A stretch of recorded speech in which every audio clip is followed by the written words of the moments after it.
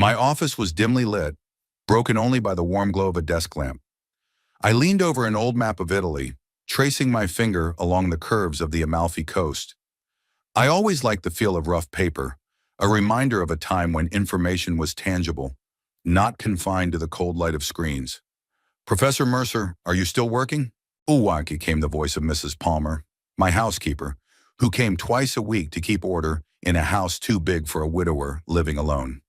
"Yes, Doris, just checking the details of the route," I replied without looking up from the map. "It's almost 9 o'clock." "At your age, you need to take care of yourself," she said with a slight reproach, placing a cup of herbal tea on the edge of the table. "I'm done with the kitchen and I'm leaving. Don't forget to take your medicine before bed." "Of course, Doris. Thank you for your concern." When the door closed behind her, I leaned back in my chair and rubbed my eyes. At 76, I still wasn't used to people around me feeling it was their duty to take care of me, as if I were a helpless child, as if age automatically deprived a person of the ability to take responsibility for their own life. I looked at the photograph in a simple wooden frame standing next to the lamp. Imelda was smiling her soft, slightly mischievous smile. The picture was taken on our 35th wedding anniversary, 5 years before cancer took her. "What do you think, dear?" I asked aloud. "Maybe this is a crazy idea." Talking to photographs had long been a habit of mine. Sometimes I thought I could actually hear her answers, or at least I could guess what she would say. On the table lay printouts of hotel reservations in Rome, Florence, and Venice. A 2-week tour of the historical sites I had described in my lectures throughout my 4 decades as a professor at Parkerburg University, but had never visited myself. 2 tickets, one for me and one for Rupert, my only son, with whom I had had little contact since Imelda's death. It was an attempt to repair a broken relationship, perhaps a desperate and naive one, but I had to try. After all, what did I have left but hope in a few years of life ahead of me? The ring of my cell phone interrupted my thoughts. I frowned as I looked at the screen.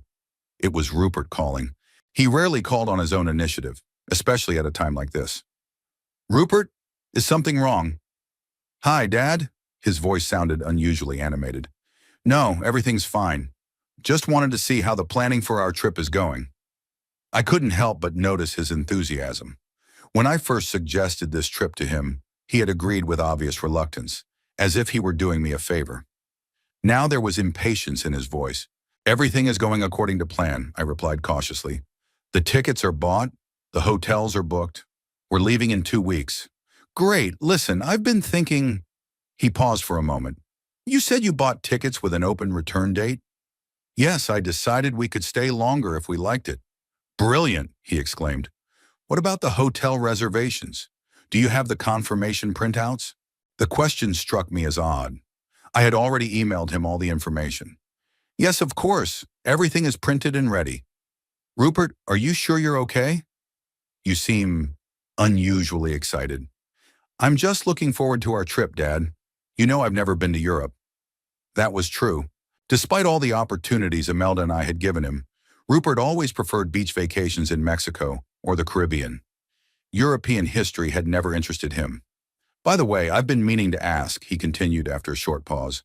"Have you taken out travel insurance?" "Of course, standard medical insurance for travelers." "Does your card work abroad?" The question made me even more wary. Why was he interested in my finances? "Yes, I checked everything at the bank," I replied dryly. "If you're worried about expenses, don't worry. I'm covering the entire cost of the trip, as we agreed." No, don't worry. I just want to make sure everything goes smoothly," he said quickly. "By the way, how much cash are you planning to take?" Now I was sure that the conversation was taking a strange turn. Rupert had never shown such interest in details and certainly had never worried about my financial well-being. "I think it's enough," I replied evasively. "Listen, it's late, and I'm pretty tired. Let's discuss the remaining questions tomorrow, okay?" "Sure, Dad. Sorry to bother you. It's just, I'm really looking forward to this trip. I think we both need it." After we said goodbye, I sat there for a long time, thinking about the conversation. Something in Rupert's voice had alarmed me. Too much enthusiasm, too many questions about money and documents. Maybe I was becoming too suspicious. Years of loneliness can make a person paranoid. Maybe Rupert really wanted to mend our relationship, and this trip was our chance to start over. I got up from the table, gathering the scattered papers. My gaze fell on another photo. Rupert at graduation, diploma in hand, a proud smile, an ambitious gleam in his eyes. When exactly did this boy turn into the distant man who calls his father out of politeness? After Imelda's death, something finally broke in our relationship. Rupert attended the funeral, but emotionally he was somewhere far away. His wife Prudence, whom I never particularly liked, whispered to him constantly during the ceremony.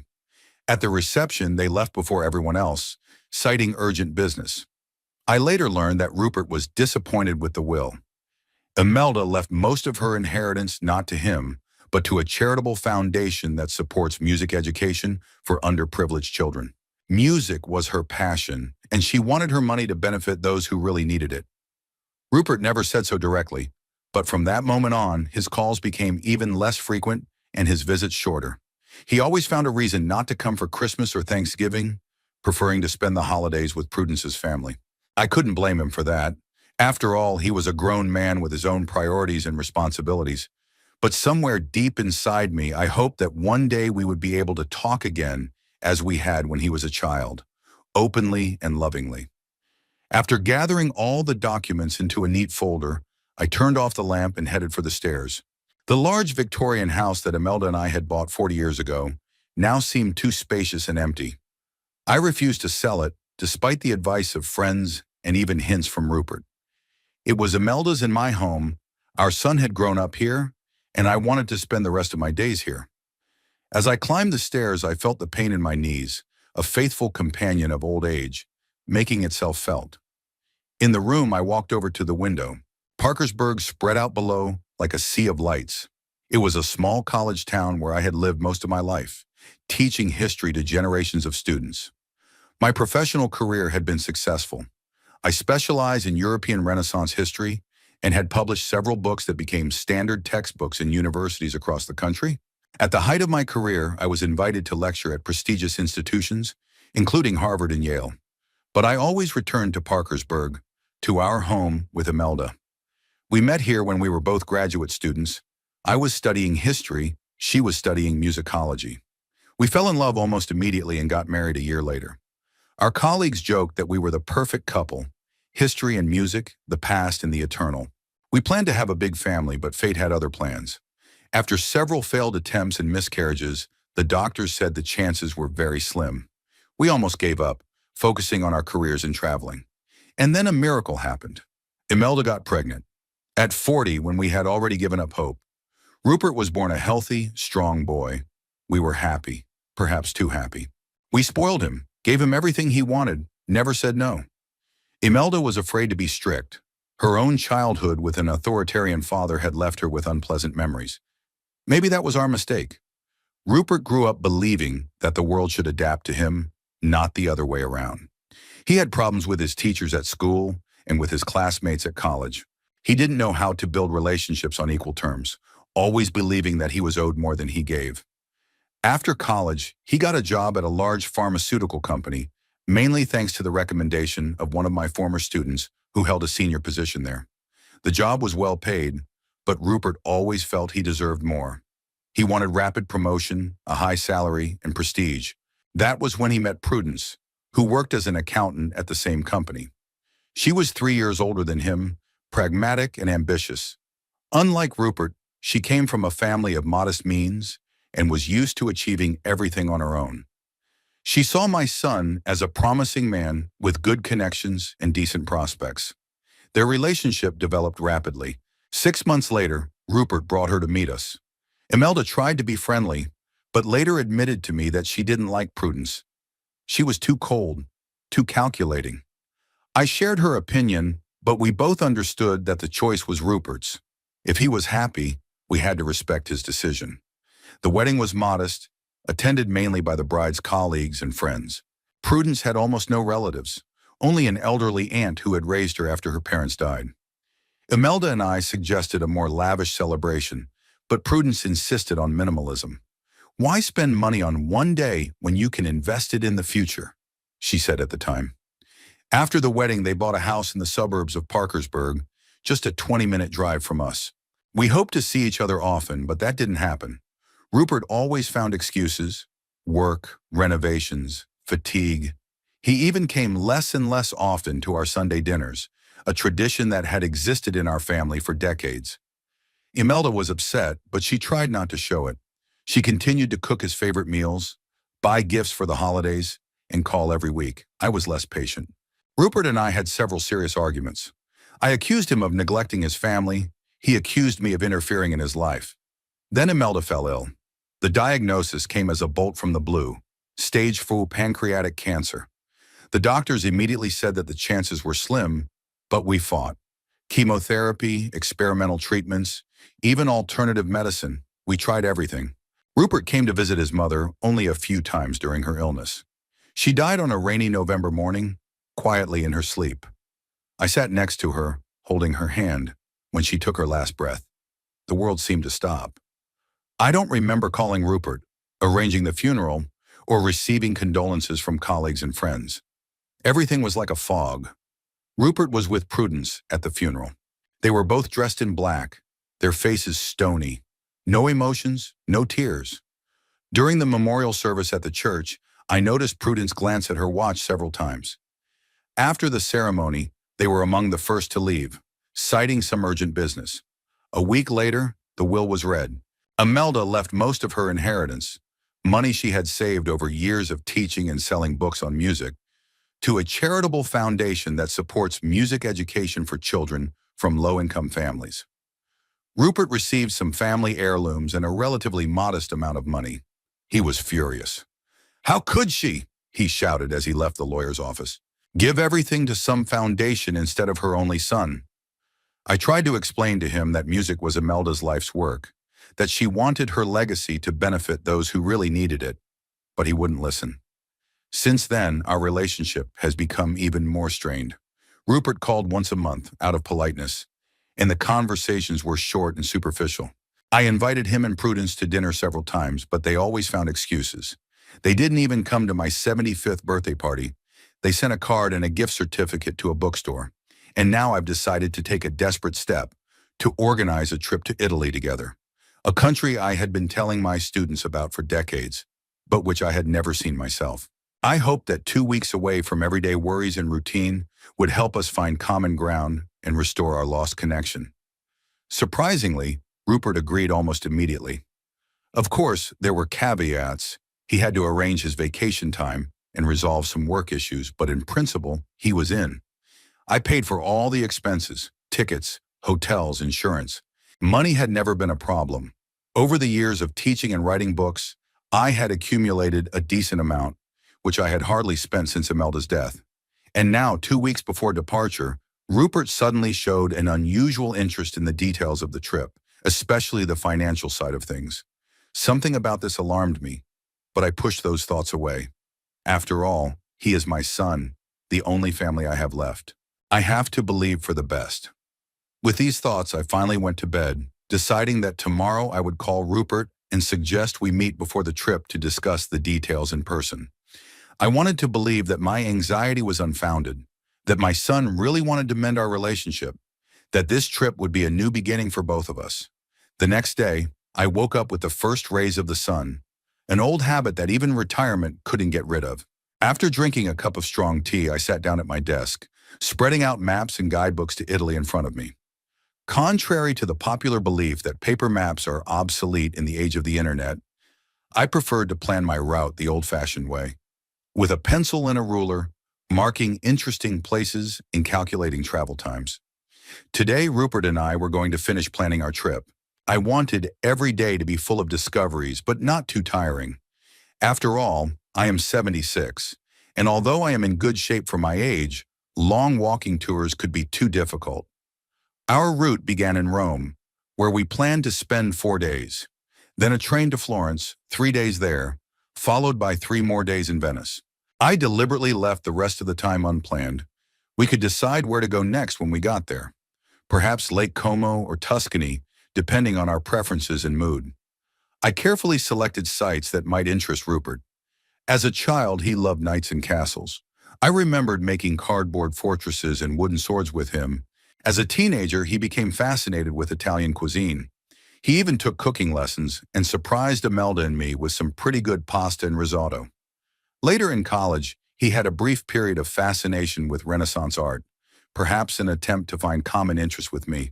Drawing on these memories, I noted several medieval castles near Rome, famous restaurants where we could take a master class in making authentic Italian pasta, and of course, all the major galleries with works by the great masters of the Renaissance. A phone call interrupted my thoughts. It was Alfred Peterson, my old friend and university colleague, with whom I had been in touch for over 40 years. "Barnaby, old friend, how are the preparations for your great Italian adventure going?" "Almost done, Alf. Just need to book a couple of tours and I'm all set." "Is Rupert still on board?"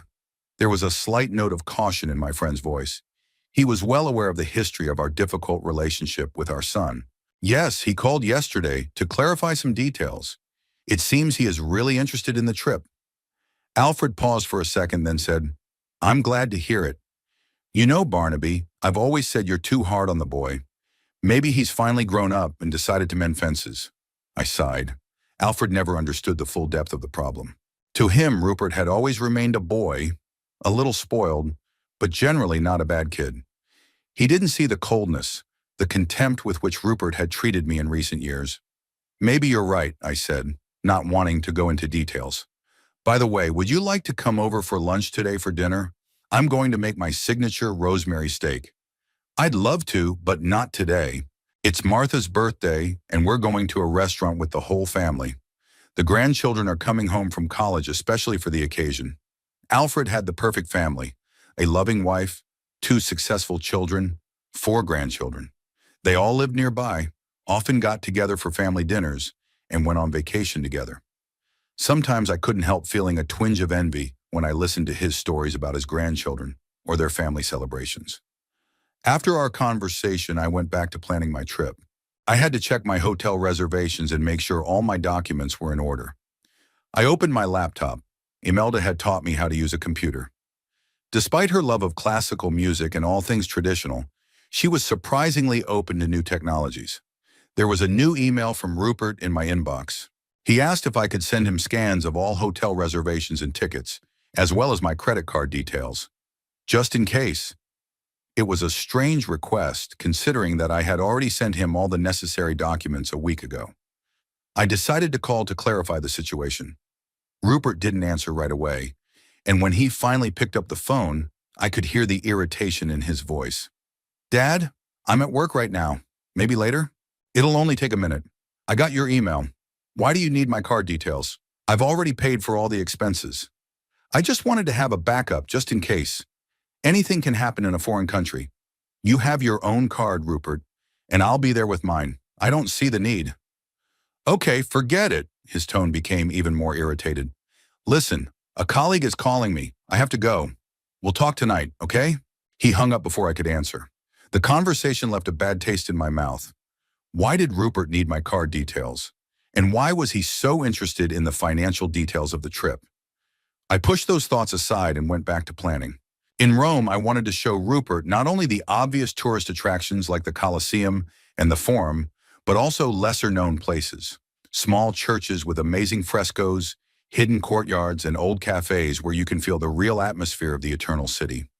In Florence, in addition to the obligatory Uffizi Gallery, I planned a visit to a leather workshop. Rupert always appreciated quality items, and I thought he might like the opportunity to purchase a genuine Italian leather briefcase or handmade belt. In Venice, among other things, I booked a glass-making class for us on Murano. As a child, Rupert loved to make things with his hands, and although he had long since grown up and become a serious pharmacist, I hoped that this creative side of his nature had not disappeared. Once I was done planning, I went to the bank to exchange some money for euros and make sure my card was activated for use abroad. The bank branch was in downtown Parkersburg, just a couple of blocks from the university where I had taught for most of my life. On the way, I ran into several former colleagues and students. Parkersburg is a small town, and over my many years of teaching, I had become something of a celebrity there. People stopped to say hello, ask how I was doing, or reminisce about a lecture or seminar. At the bank, I was greeted by a smiling young woman behind the counter. "Professor Mercer, how are you? How can I help you today?" I recognized her.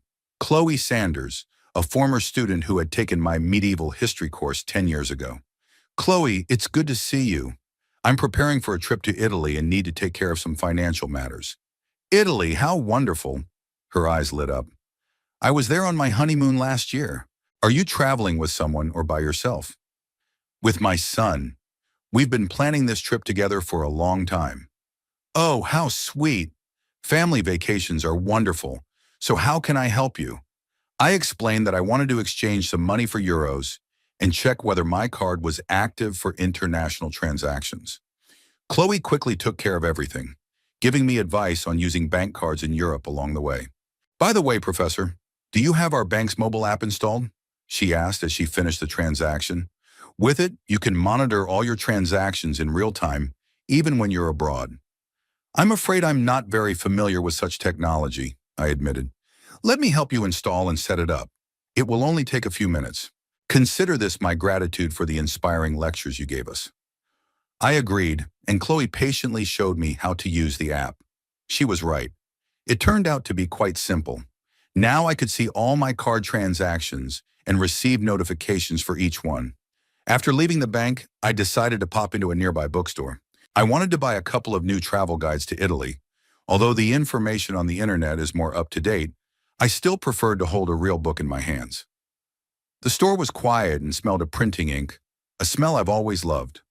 I wandered between the shelves, looking at new releases and classics, inhaling that special scent of knowledge and stories. In the travel guide section, I found several good publications on Italy. I chose two, one general guidebook for the country and one specifically for Rome. On my way home, I thought about the upcoming trip. Despite Rupert's strange behavior, I still had high hopes for this journey. Perhaps away from the daily routine, surrounded by beauty and history, we would be able to find common ground and restore the connection we had when he was a child. At home, I discovered that Rupert had called 3 times but left no message. I called him back. "Dad, finally," he exclaimed. "I've been trying to reach you. I was at the bank, then at the bookstore. Did something happen?" No, I just wanted to clarify something about the trip. You said you booked some special tours for us?" "Yes, several. A private tour of the Vatican with access to areas closed to regular tourists, a pasta-making workshop in Rome, a glass-blowing lesson in Venice. I thought you'd like it." "Sounds great." His enthusiasm seemed almost genuine. "Have they all been paid for?" "Most of them. Some require payment on site." "I see. And what is the total budget for the trip?" The question seemed strange to me again. Why would Rupert need to know how much I spent on the trip? Especially considering that I said right away that I would cover all the expenses. "Rupert, why are you asking these questions? I already told you that I'm covering all the expenses. You don't have anything to worry about." "I'm just curious, Dad. I want to know how much I'll have to pay you back." "You don't owe me anything. Consider it a gift or an investment in our relationship if you like." "Whatever you say," his voice became cooler. "By the way, I was thinking, maybe you could come by my place one of these days. We can discuss the details of the trip in person, and you can show me all the documents. You can see Prudence at the same time. She's been asking about you for a long time." This proposal took me by surprise. Rupert hadn't invited me to his house in several years. The last time I was there was for their housewarming party, and that visit turned out to be rather unpleasant. Prudence spent the entire evening ostentatiously showing off their expensive furniture and appliances, as if trying to prove that they could afford a luxurious lifestyle without my help. "I'd love to," I replied, hiding my surprise. "When is convenient for you? Maybe Thursday evening. Around 7? Prudence will prepare something special." We agreed to meet, and after the conversation, I felt a strange uneasiness again. Something about Rupert's behavior alarmed me, but I couldn't quite put my finger on it. On the one hand, his sudden interest in the details of the trip and financial matters was suspicious. On the other hand, maybe he was just trying to mend fences, and I was being overly sensitive because of past grievances. That evening, while sorting through the folder with the trip documents, I came across an old photograph lost among the papers. It showed Rupert, about 10 years old, sitting on my shoulders during a visit to a historical reenactment of a medieval knight tournament. His face was beaming with delight, and I was smiling as I looked at my son. We were so close then. Where did that closeness go? At what point did we become almost strangers to each other? I remembered reading Rupert books about historical battles and great commanders at bedtime, taking him to museums and archaeological excavations, answering endless questions about the past. He was so curious, so enthusiastic. It seemed that he would follow in my footsteps and become a historian too. But in high school, his interest changed. He became fascinated with the natural sciences, then decided to become a pharmacist, a prestigious and lucrative profession, but one so far removed from the humanities, which were my passion. Maybe it was my fault. Maybe I tried too hard to make him my successor, not noticing that he had his own path. I put the photo back in the folder and decided that during our trip I would definitely find a moment to talk openly with my son, without accusations or reproaches, just as father and son, as two adults who were once close and might be able to find common ground again. With this thought in mind, I went to bed, but sleep did not come for a long time. I tossed and turned, thinking about the upcoming trip, about Rupert's strange behavior, about his sudden interest in my finances. Something was bothering me, some kind of premonition that I could neither explain nor shake off. The day of departure was surprisingly clear. I woke up before the alarm clock rang, feeling the slight excitement that always accompanies the start of a journey. Our plane was scheduled to depart at 2:30 p.m., but I preferred to arrive at the airport early. It was an old habit of the professors to always arrive ahead of time, whether for a lecture or an international flight. I ordered a taxi for 9 in the morning, giving myself plenty of time to get ready. I had packed my suitcase yesterday, but I checked its contents again anyway. Passport, tickets, guidebooks, medicines, camera, everything was in its place. Rupert had to get to the airport on his own. We agreed to meet at the check-in counter at 11. After breakfasting on oatmeal and a cup of strong tea, I went around the house once more, checking that everything was turned off and locked. Despite my age, I remained clear-headed and methodical in my actions. Imelda always teased me about my pedantry, but she acknowledged that thanks to it, we never found ourselves in unpleasant situations while traveling. At exactly 9 o'clock, a taxi stopped at the gate. The driver, a middle-aged man with a good-natured face, helped me load my suitcase into the trunk. "To the airport, sir?" he asked, getting behind the wheel. "Yes, please, the international terminal." "Vacation or business trip?" "Vacation. Italy, 2 weeks." "Oh, what a wonderful choice. I was there with my wife 5 years ago. It's an amazing country, especially the food." I politely kept up the conversation, but my thoughts were far away. I was thinking about the upcoming meeting with my son, about how our trip would go. Would we be able to find common ground after so many years of estrangement? The drive to the airport took about 40 minutes. Traffic wasn't too heavy, and we arrived even earlier than I had expected. After paying the driver, I entered the spacious terminal hall. Parkersburg International Airport was relatively small, but modern and comfortable. There was none of the crowds and hustle and bustle typical of large airports. I slowly made my way to the information board to check the check-in counter number. Finding the right counter, I approached it. There was almost no line, just a couple of people in front of me. Soon it was my turn, and I handed my passport and e-ticket printout to a young employee with a badge that read, Natalie. "Good afternoon, sir," she smiled. "Rome? Flight 523? "That's right. One moment, I'll check your reservation." She started typing something into the computer, then frowned and checked my documents again. "I'm sorry, sir, but there seems to be an error. I only see one ticket in your name. Did you say there were 2 passengers?" "Yes, there should be 2 tickets. One for me and one for my son, Rupert Mercer." She turned back to the computer, then shook her head. "The system shows the second ticket is for Prudence Mercer, not Rupert Mercer. Is that correct?" I felt my heart skip a beat. "No, that's a mistake. I booked tickets for myself and my son." "Let me check." She began to review the booking details. "It says here that on the 18th, a passenger change was made at the request of the booking owner. Rupert Mercer was replaced by Prudence Mercer." "But I didn't make that request," I protested, feeling my anxiety rising. "The request was made online through your personal account," Natalie explained patiently. "Your username and password were used." I remembered that I had indeed created an account on the airline's website to book tickets. And yes, the login and password were quite simple. The kind that someone who knew me could easily guess. For example, Imelda's name and our wedding date. There must be some mistake, I insisted. I never gave permission to change the passenger. Natalie looked embarrassed. I'm afraid I can't help you, sir. The change has already been made, and the second ticket is now in the name of Prudence Mercer. If you want, you can contact customer service, but I doubt they will be able to change anything on the day of departure. I stood there stunned by what was happening. Had Rupert secretly reissued the ticket to his wife? But why? And why didn't he tell me about it? My thoughts were interrupted by a ringing cell phone. The screen displayed, Chloe Sanders, First National Bank. It was the same girl who had helped me set up my banking app. Professor Mercer? Chloe's voice sounded alarmed. I'm sorry to bother you, but I've noticed some unusual activity on your account. A large transaction was just made. Almost all of your funds were transferred to another account. Considering that you recently activated your card for international transactions, I thought it might be an unauthorized withdrawal. My breath caught in my throat. How much? And where was the transfer made? Almost the entire amount in your main account, sir. About $350,000.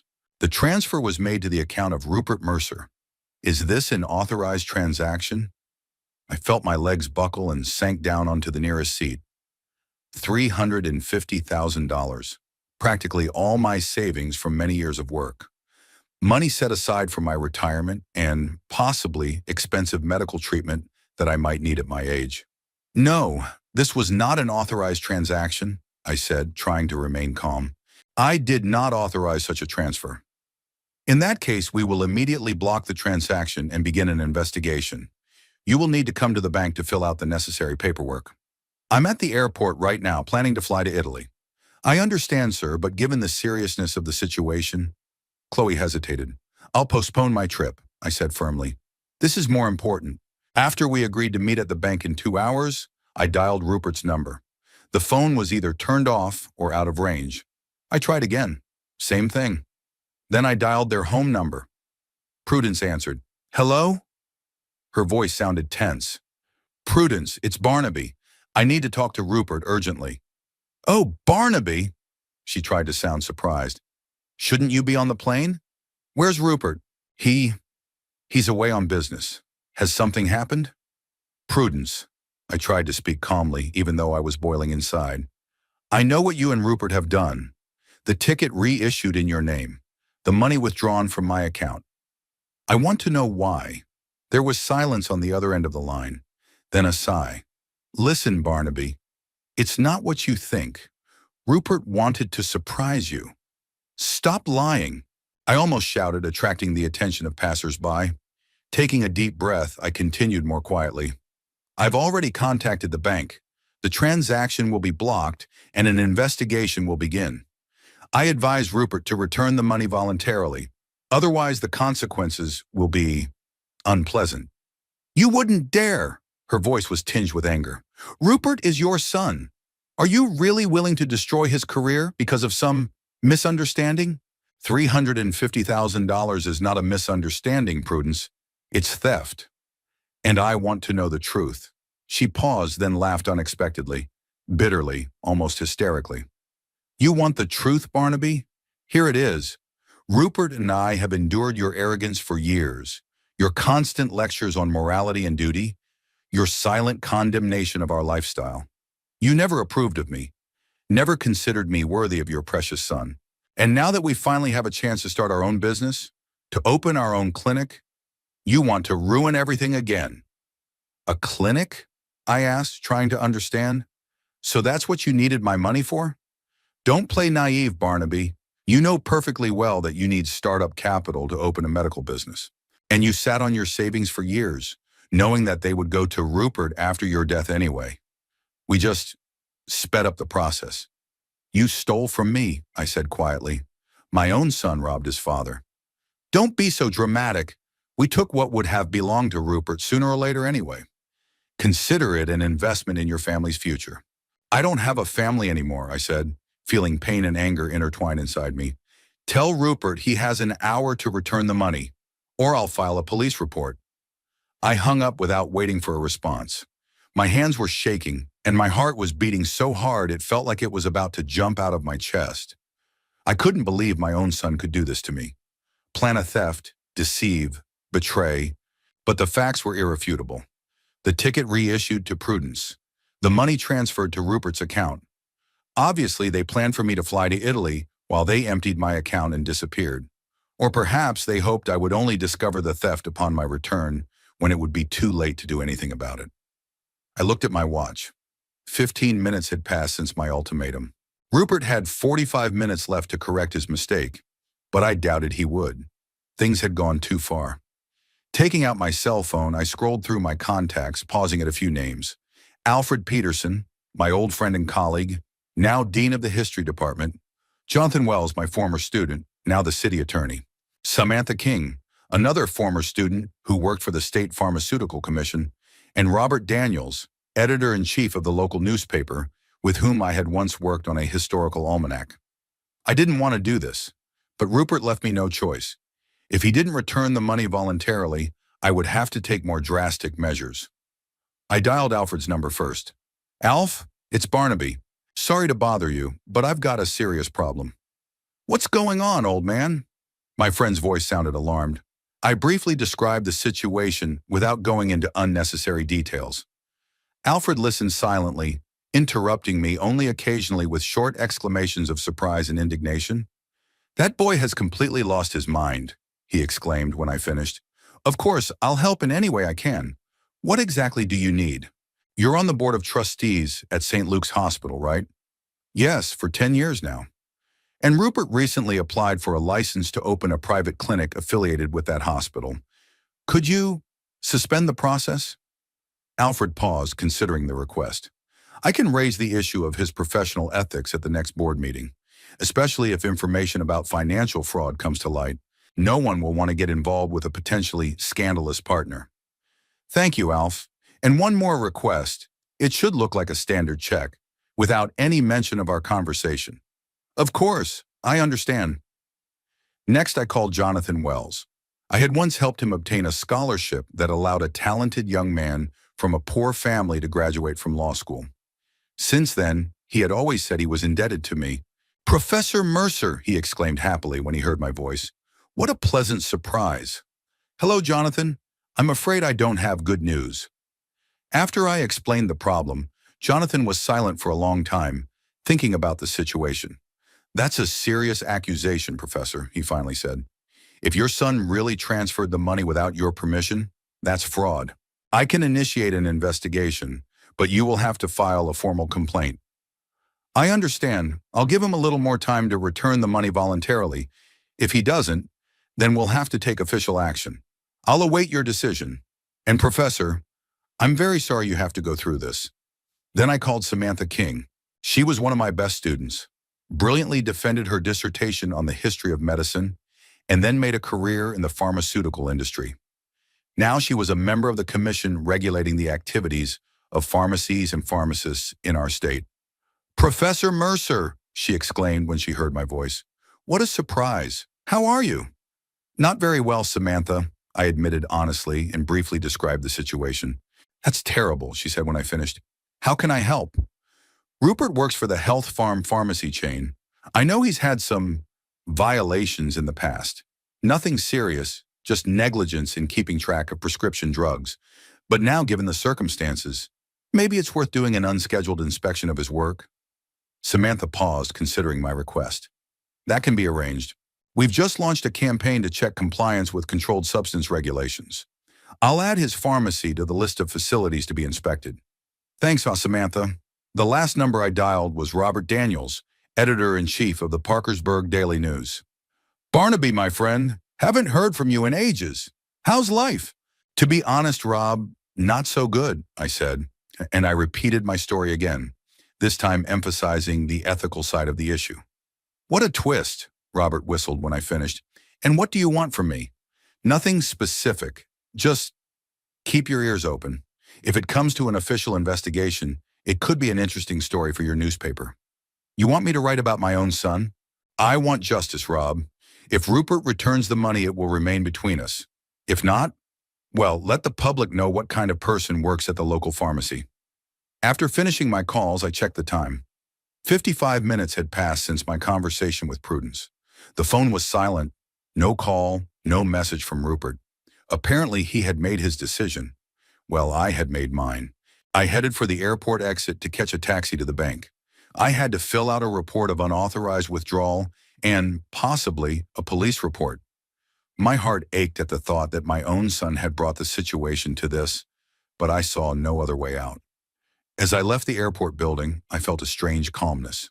The shock and pain of betrayal were still there, but now they were mixed with a cold determination. Rupert had made his choice. Now he would learn that every choice has consequences. I returned home in the late afternoon, emotionally drained but determined. The visit to the bank and the police station took longer than I had expected. Chloe Sanders did everything she could to help me. She blocked the transaction, initiated an internal investigation, and even arranged a meeting with the bank's head of security. But the process of getting my money back could take weeks, if not months, especially if Rupert contested my claim. At the police station, I was met by a young officer who listened carefully to my story, filled out the necessary paperwork, and promised to refer the case to a financial crimes detective. However, I noticed the same expression in his eyes that I had seen many times before, a mixture of sympathy and disbelief. An elderly man accuses his own son of theft. Perhaps it's just a family conflict that's best resolved without the involvement of law enforcement. Upon entering the house, the first thing I did was check the answering machine. The flashing red light indicated 3 new messages. The first was from Alfred, informing me that he had called an emergency meeting of the hospital's board of trustees and raised the issue of questionable financial practices by some license applicants, without mentioning Rupert by name. But everyone understood who he was talking about. The second message was from Jonathan Wells. The city prosecutor informed me that he had received my statement, forwarded from the police, and would personally oversee the investigation. He also mentioned that he had discovered an interesting detail. It turned out that Prudence had previously been involved in a financial misconduct case at her previous place of work. But the case had not gone to court. The company had preferred to resolve the issue quietly by dismissing her without formal charges. The third message was short and sharp, from Rupert. "Dad, what have you done? Do you even understand what a mess you've made? Call me back immediately." No apologies, no remorse. Just indignation that I dared to defend myself. I didn't call back. Instead, I lit the fireplace. Despite the warm evening, I was shivering, and sat down in an armchair thinking about my next steps. I had struck the first blow spontaneously at the airport, acting under the influence of shock and anger. Now I needed to develop a more systematic approach. I took out my notebook and made a list of names. People who could help me. People with influence in the areas where Rupert and Prudence worked. During my 40 years of teaching at the university, I had built up an extensive network of contacts. Many of my former students now held high positions in city administration, business, and law. Others had become well-known journalists, doctors, and researchers. Not all of them had stayed in Parkersburg, but many kept in touch with me. Christmas cards, birthday greetings, random phone calls to say thank you for the influence I had had on their lives. I had never used these connections for personal gain. I never asked for favors or tried to influence anyone's decisions, but now the situation was exceptional. Rupert and Prudence crossed the line when they tried to steal my savings. They deserved the consequences of their actions. The first thing I decided to do was to find out more about my son and daughter-in-law's professional activities. Rupert had been working as a pharmacist at the large pharmacy chain Health Farm for 7 years. Prudence was an accountant at the construction company New Horizon Development. Both held middle management positions. Not executives, but not ordinary employees either.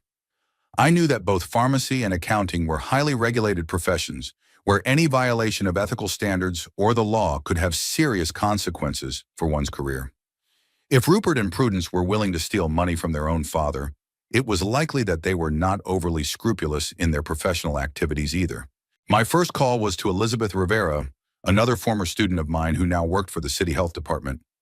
I didn't mention the conflict with my son. I just said that I was gathering information for a historical study on the modern pharmaceutical industry and wanted to know if there had been any high-profile cases of violations at local pharmacies in recent years.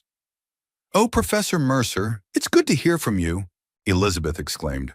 "Of course I can help. Let me think. There haven't been any high-profile scandals, but there have been plenty of minor violations, mostly improper storage of drugs, errors in documentation, and sometimes dispensing prescription drugs without a prescription. What about the health farm chain? Do they stand out in any way? Interesting question. Overall, they have a good reputation, but in the last 2 or 3 years, there have been frequent complaints about one of their pharmacies on Maple Avenue. Mostly problems with the accounting of opioid analgesics and other controlled substances. Nothing criminal, just sloppy documentation. But taken together, it creates the impression of a systemic problem. I knew that Rupert worked at that particular pharmacy, so my intuition hadn't failed me. My son did indeed have problems with professional ethics. Not serious enough to lose his license, but enough to raise questions with the regulatory authorities. After thanking Elizabeth, I made my next call to Thomas Higgins, a partner at a large auditing firm. He wasn't my student, but we met through the Parkersburg Historical Club, of which we were both members.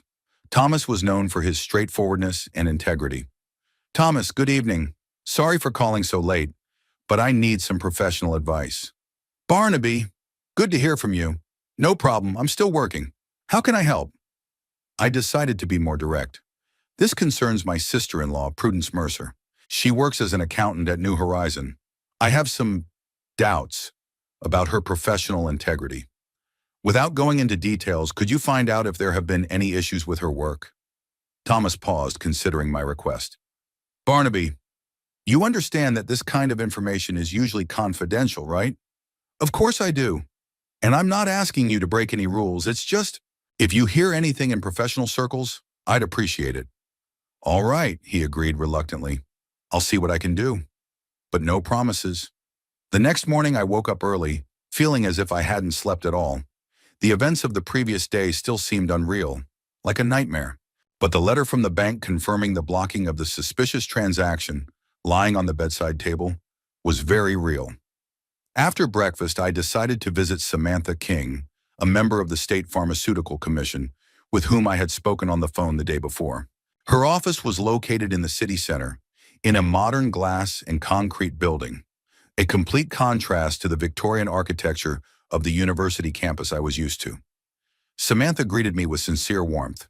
Despite her high position and reputation as a strict regulator, to me she was still the enthusiastic student who stayed in the library until closing time, working on her dissertation.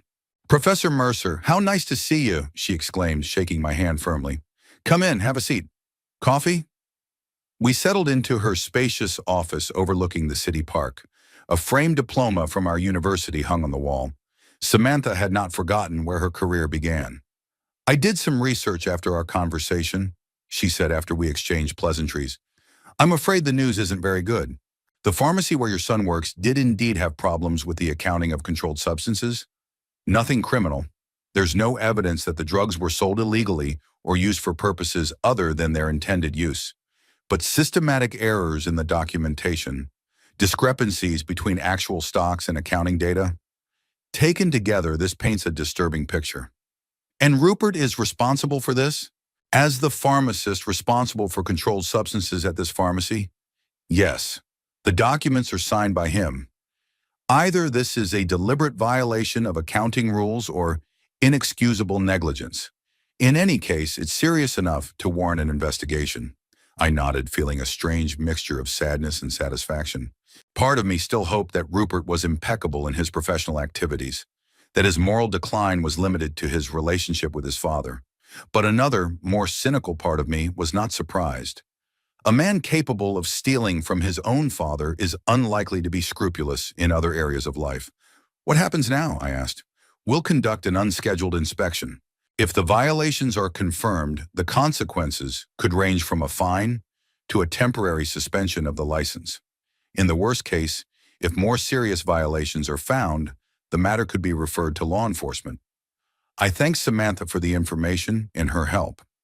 As I left the building, I felt the weight of yesterday's events lift a little. The plan was starting to work, slowly but surely.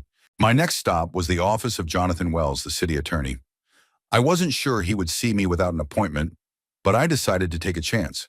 To my surprise, Jonathan's secretary, upon hearing my name, immediately showed me into his office. Apparently, the city attorney had left instructions regarding my visit. Professor Mercer, Jonathan rose from his desk to shake my hand. I was expecting your call, but a personal visit is even better. Please have a seat. We exchanged news, and then Jonathan got down to business. I have reviewed your statement and the police reports. The situation is serious, but unfortunately not unique. Cases of financial abuse within families are more common than one might think. What are the prospects for the case? I asked directly. Considering the amount and the method, this is a serious crime. If all the facts are confirmed, your son faces a real prison sentence. However, Jonathan paused, are you sure you want to take this to court? It will be public and painful for everyone involved.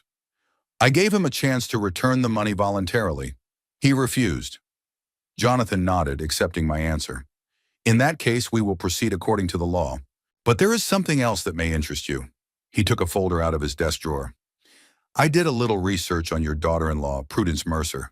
It turns out this isn't the first time she's been involved in questionable financial transactions. He handed me the documents, copies of a police report filed by Prudence's former employer 2 years earlier. They mentioned systematic accounting violations, the disappearance of significant amounts of money, and falsification of reports. The case was closed due to lack of evidence, but Prudence was fired immediately after the investigation began. Why wasn't the case pursued to the end? I asked, looking through the papers. The company preferred not to disclose information about its internal problems. It was standard practice. They fired her, recovered the missing funds from her severance pay, and decided it was easier to start with a clean slate than to get involved in a lengthy legal battle. And she got a job at New Horizon right after that? Exactly. Apparently with excellent references from her previous employer, part of the deal to cover up the scandal. I shook my head, struck by the cynicism of the situation. Prudence had effectively escaped punishment for her previous machinations and, by all appearances, continued to engage in the same behavior at her new job. After thanking Jonathan, I went to meet with Thomas Higgins. My auditor friend had arranged to meet not at his office, but at a small cafe on the outskirts of town, apparently preferring an informal setting for discussing a sensitive topic. Thomas was already waiting for me, sitting at a table in the far corner of the cafe. In front of him was a cup of espresso, which he was absent-mindedly stirring, lost in his thoughts. Barnaby, he stood up to shake my hand. I'm glad you could make it. Thank you for agreeing to meet, Thomas. I understand this is a difficult subject. We placed our order, and only when the waitress had left our table did Thomas speak, lowering his voice. I made some inquiries as you requested. Keep this information to yourself. It's not official data, but rather professional rumors. I nodded, letting him know I understood the sensitivity of the situation. New Horizon has been under informal surveillance by the tax authorities for several years. There are suspicions of systematic underreporting of income, creative accounting, and possibly even money laundering. No official charges have been filed yet, but the investigation is ongoing. And what is Prudence's role in all this? Thomas shrugged. It's hard to say for sure. She's not in a management position, so she's unlikely to be the initiator of the scheme. But as an accountant, she's surely aware of the violations and may be actively involved in them. If there's an official investigation, could she face punishment? Absolutely. Even if she's not the organizer, complicity in tax fraud is a serious crime, especially considering her previous history. I raised my eyebrows in surprise. You know about her problems at her previous job? There are few secrets in Parkersburg's financial circles, Barnaby. Everyone knew she was fired from Emerald Consulting for accounting fraud. Many were surprised when New Horizon hired her with such a reputation. After meeting with Thomas, I felt I had gathered enough information. The picture was becoming clearer. Both Rupert and Prudence had questionable professional reputations, and both were involved in violations that, with proper attention from regulators, could have serious consequences. When I got home, I sat down at my desk and organized the information I had gathered. The Pharmaceutical Commission had already initiated an investigation into the pharmacy where Rupert worked.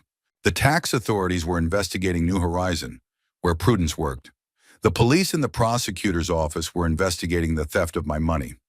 All these processes were running in parallel, independently of each other, but together they created a powerful effect, like waves converging at a single point and amplifying each other. My phone rang. It was Robert Daniels, editor of the local newspaper. "Barnaby, I have some interesting news. I just got information from a source in the police. Your son and daughter-in-law are trying to sell their house urgently and may be leaving town. It seems they feel the ground burning under their feet. They won't be able to escape responsibility just by changing their place of residence," I remarked. "Of course not, but the very fact that they are trying to escape speaks volumes. Would you mind if we published a short article about the investigation into financial irregularities at the Health Farm Pharmacy chain? No names mentioned for now. Do what you think is best, Rob. I trust your professional judgment." After hanging up, I walked over to the window. The sun was setting, painting the Parkerburg sky in shades of red and gold. I thought about Rupert, the little boy I taught to ride a bike, the teenager I helped with his homework, the young man whose marriage to Prudence I blessed despite my doubts. Where and when did it all go wrong? At what point did he decide that stealing from his own father was an acceptable way to get money for his business? Was it entirely his idea, or did Prudence push him into it? Did it matter now? I had done everything I could. I had set in motion processes that would now run their course. Rupert and Prudence chose this path themselves, and now they will have to face the consequences of their actions. A week after my visit to the airport, the city of Parkersburg began to buzz like a disturbed beehive. The morning edition of the Parkersburg Daily News came out with a loud headline on the front page: "Prescription drug fraud at local pharmacy." Although Rupert's name was not mentioned directly, anyone familiar with the situation could easily guess who was being referred to. Robert Daniels kept his promise. He did not name names, but he provided enough details to create a public outcry. The article described in detail the violations discovered during an unannounced inspection of the Health Farm Pharmacy on Maple Avenue: incorrect accounting of opioid drugs, discrepancies between actual balances and documentation, and questionable prescriptions from friendly doctors. All of this pointed to a system in which controlled substances could be diverted into illegal circulation. I sat at the kitchen table, reading the article and slowly sipping my morning tea. The feelings I experienced were complex and contradictory. On the one hand, there was bitterness that my own son had been involved in such a scheme. On the other, there was satisfaction that justice had prevailed. My thoughts were interrupted by the ringing of the phone. It was Alfred Peterson. "Barnaby, have you seen today's newspaper?" "Yes, I just read it." "They didn't waste any time, did they?" The Pharmaceutical Commission acted surprisingly quickly. "Samantha King has always been very efficient," I remarked. "Even as a student, she knew how to get results in the shortest possible time." "Speaking of results," Alfred continued, "the hospital's board of trustees unanimously rejected Rupert's application to open a clinic. The official reason was doubts about the applicant's professional ethics." "Thanks, Alf. I appreciate your help." "No need to thank me. I would have done the same for any colleague. But I must admit that I never expected this from Rupert. He always seemed like a nice guy to me, a little spoiled perhaps, but not capable of all this." I sighed. "I didn't expect it either, Alf. Apparently we don't know people as well as we think we do." After talking to Alfred, I decided to take a walk. I needed to clear my head and gather my thoughts. The weather was beautiful, a sunny spring day, perfect for a leisurely stroll through the park. As I left the house, I almost immediately noticed Rupert's car parked a block away from my house. My son was sitting behind the wheel, obviously waiting for me to come out. When he saw me, he quickly got out of the car and headed in my direction. "Dad, we need to talk." There was a note of desperation in his voice. I stopped and looked at my son appraisingly. Rupert looked unkempt. His suit was wrinkled, he had dark circles under his eyes, and he hadn't shaved in several days. Clearly, the events of the past week had taken a toll on him. "Talk about what, Rupert? How you tried to steal my money? Or your prescription drug schemes?" "You don't understand," he exclaimed, looking around as if afraid that the neighbors might hear us. "It's not what it looks like." "Then explain," I said coldly. "Explain why you reissued the ticket to Providence instead of flying with me. Explain why all the money was withdrawn from my account that same day. Explain the discrepancies in the accounting for controlled substances at your pharmacy." Rupert ran his hand through his hair, clearly nervous. Prudence. She convinced me it would just be a loan. We would have paid it back as soon as the clinic started turning a profit. And as for the pharmacy, it's all a misunderstanding. Yes, there were some errors in the documentation, but nothing criminal. I shook my head, feeling a wave of bitterness rising inside me. A loan without the consent of the owner of the money is called theft, Rupert. And judging by the results of the audit at the pharmacy, these were not just errors in the documentation. Dad, you have to help me. His voice sounded desperate. They've suspended my license pending investigation. If they revoke it, I'll never be able to work as a pharmacist again. And Prudence, she's having problems at work too. Some kind of audit from the tax office. You should have thought about the consequences before, I replied firmly. Before you decided to steal from your own father. Before you started cheating with the medication. It was Prudence's idea, Rupert almost shouted. She said you don't spend that money anyway, that it's just sitting in the account, and we need it now for the business. And you listened to her instead of your conscience. I shook my head. Rupert, you're a grown man. You are responsible for your own decisions and actions. Please, Dad. Tears welled up in his eyes. I'm sorry, I was wrong. But don't ruin my life because of one mistake. I looked at him for a long time, trying to see in this desperate man the little boy I once loved more than anything in the world. But all I saw was a grown man who had made his choice and now didn't want to take responsibility for the consequences. You ruined your own life, Rupert. The moment you decided you could break the law and betray your loved ones without consequences. I will not interfere with the investigation. With that, I walked past him and continued on my way to the park, leaving my son standing on the sidewalk with a look of shock and disbelief on his face. That evening, Samantha King called me with news from the Pharmaceutical Commission. Professor Mercer, the investigation is complete, she said in an official tone. The results are even worse than we initially anticipated. Systematic violations in the accounting of controlled substances, discrepancies in prescriptions, and possible document falsification have been discovered.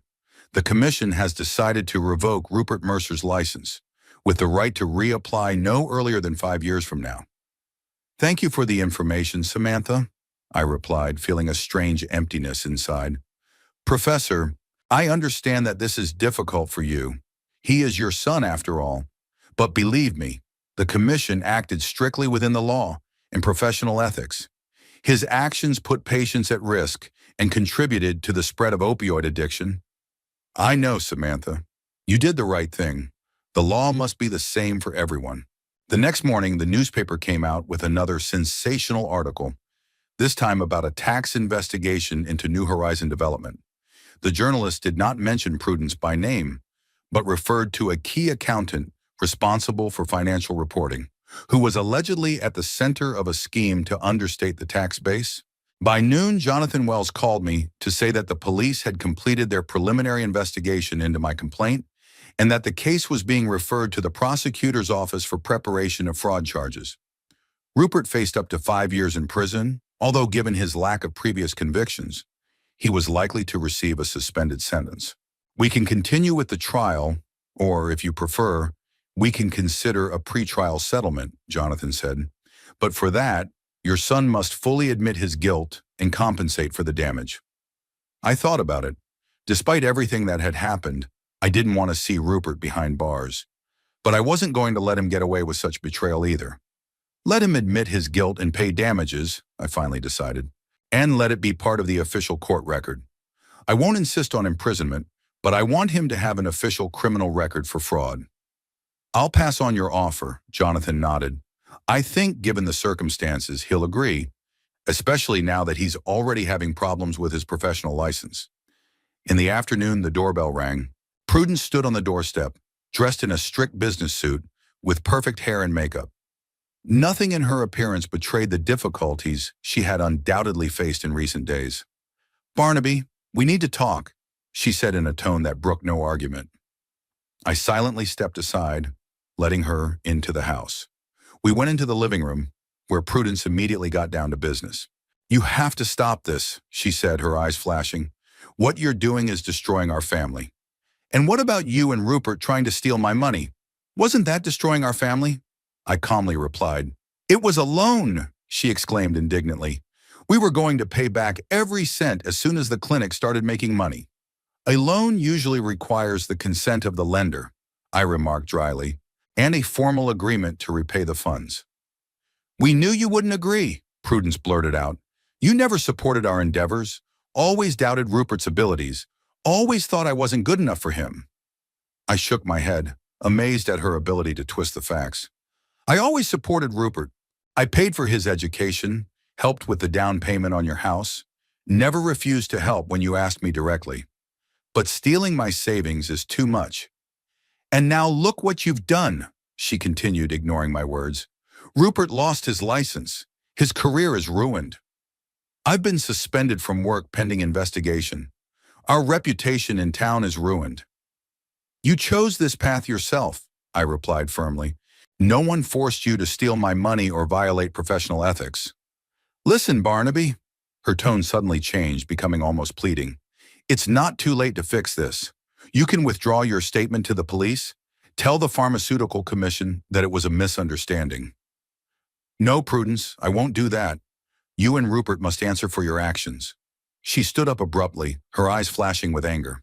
You'll regret this, she hissed through clenched teeth. We're going to leave this stifling little town anyway and start over somewhere where no one knows us, and you'll stay here alone, old and unwanted. With that, she headed for the door. I didn't try to stop her. Everything had already been said. An hour after Prudence left, Thomas Higgins called me. His usually calm voice sounded agitated. Barnaby, I just got some information from the tax office. They searched the New Horizon office and seized documents. The preliminary conclusion is disappointing. Systematic violations of tax laws, distortion of financial statements, possibly even money laundering. And what is Prudence's role in all this? I asked. Judging by the seized documents, she was a key figure. All the creative accounting went through her. She is likely to face serious charges. If it is proven that she acted knowingly and did not simply follow orders from management, she could face real prison time. I thanked Thomas for the information. Despite everything that had happened, I didn't feel satisfied at the thought of Prudence ending up behind bars. But, as with Rupert, I believed she should be held accountable for her actions. That evening, another call came in, this time from Elizabeth Rivera of the Department of Health. Professor Mercer, I apologize for calling so late, but I thought you should know. Health Farm has just issued a press release officially announcing your son's dismissal and their full cooperation with law enforcement in the investigation of violations at their pharmacy on Maple Avenue. I see. Thanks for letting me know, Elizabeth. And one more thing. There are rumors going around town that Rupert and his wife are trying to sell their house quickly. They say they are planning to leave Parkersburg. After talking to Elizabeth, I sat in my office for a long time, looking at old photos. Here was Rupert at age 5 on his first bicycle. Here he was at 14, proudly displaying a medal from a science competition. Here was his college graduation, a young man with ambitions and his whole life ahead of him. Somewhere along the way, he had lost his way. Perhaps it was my fault. Maybe I didn't pay enough attention to shaping his character, focusing too much on academic achievement. Or maybe Prudence's influence was stronger than all the lessons of honesty and decency that Imelda and I tried to instill in him. In any case, it was too late to change anything now.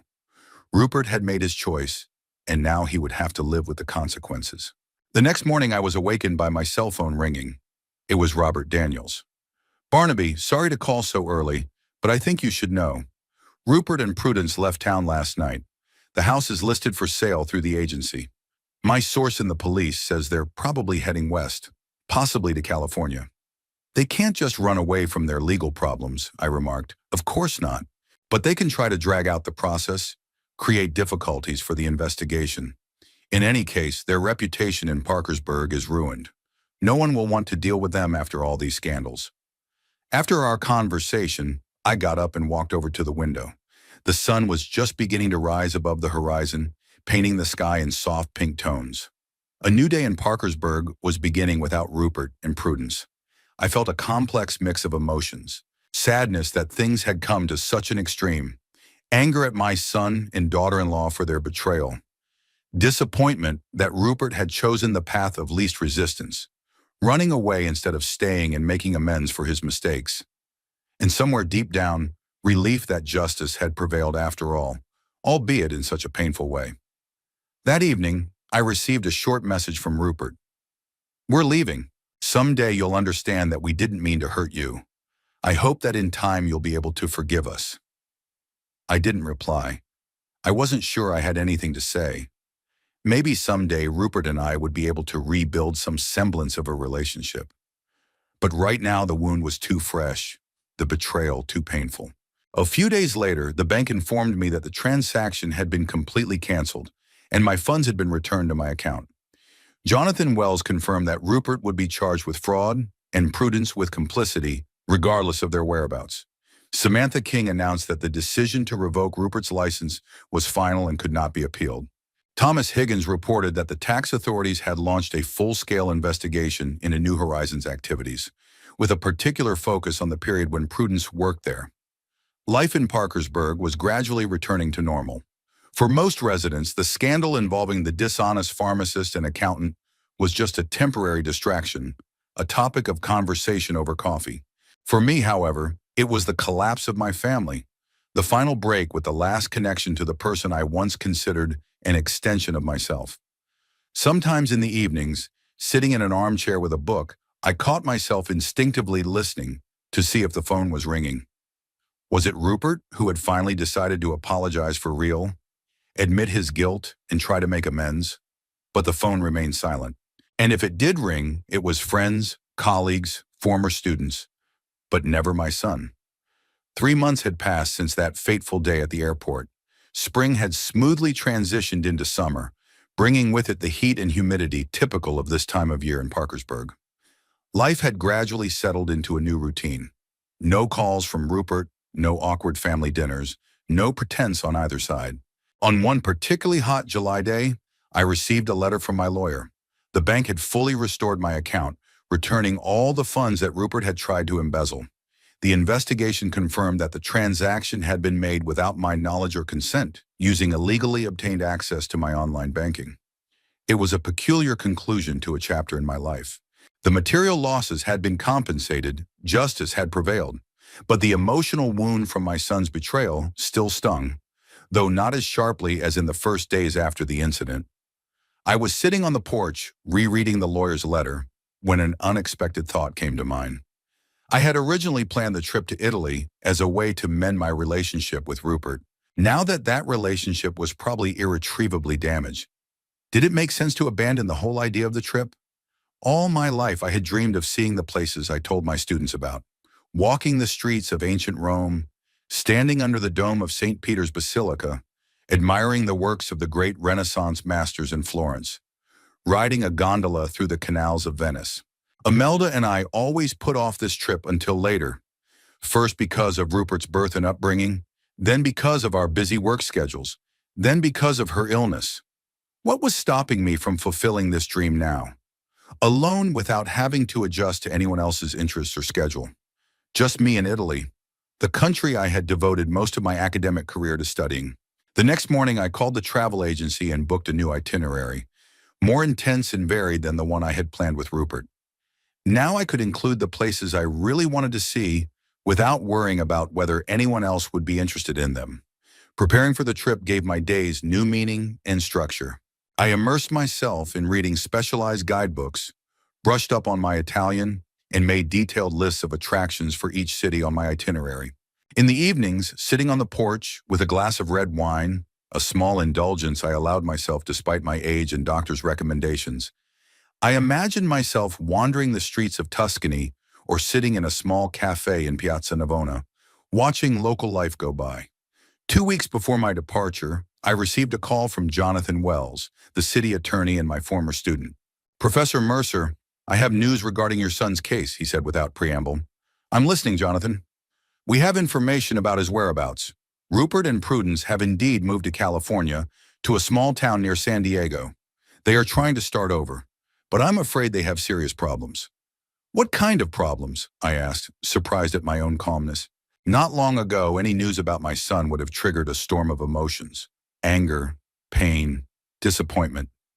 Now I felt only a slight sadness and detached curiosity. "Financial mostly. They had to sell their house in Parkersburg at a big discount.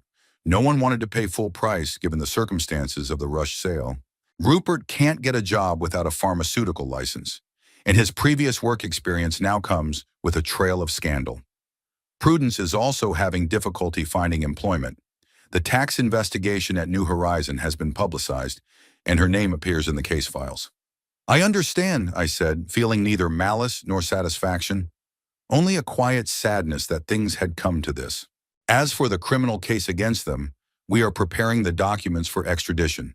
The process will take time, but sooner or later they will have to return to Parkersburg and stand trial. Thanks for the information, Jonathan. Please keep me posted. After the conversation, I sat for a long time, thinking about the strange twists and turns of fate. Rupert and Prudence wanted to get rich quick and were willing to trample on family ties and professional ethics for money. In the end, they lost everything: their home, their careers, their reputation, their social status. Even moving to the other side of the country didn't help them escape the consequences of their actions. I took no pleasure in their misfortune. Despite his betrayal, Rupert was still my son. But I firmly believed in a principle that I always tried to convey to my students. Every choice has consequences, and we must be prepared to accept them, even if they turn out to be different from what we hoped for. Finally, the day of departure arrived. This time, I decided not to order a taxi, but asked Alfred Peterson, my old friend, to drive me to the airport. All the way there, we talked about history, politics, philosophy, topics that had always united us as kindred spirits. Only when we pulled up to the terminal did Alfred bring up the subject of Rupert. "Have you heard from him lately?" he asked cautiously. "No," I shook my head. "I don't think I will anytime soon." "And how do you feel about that?" I thought for a moment, choosing my words carefully. "You know, Alf, when Imelda died, I thought I would never feel such pain again. But my son's betrayal, it's different, but no less painful. However, time heals, or at least it teaches you to live with the pain."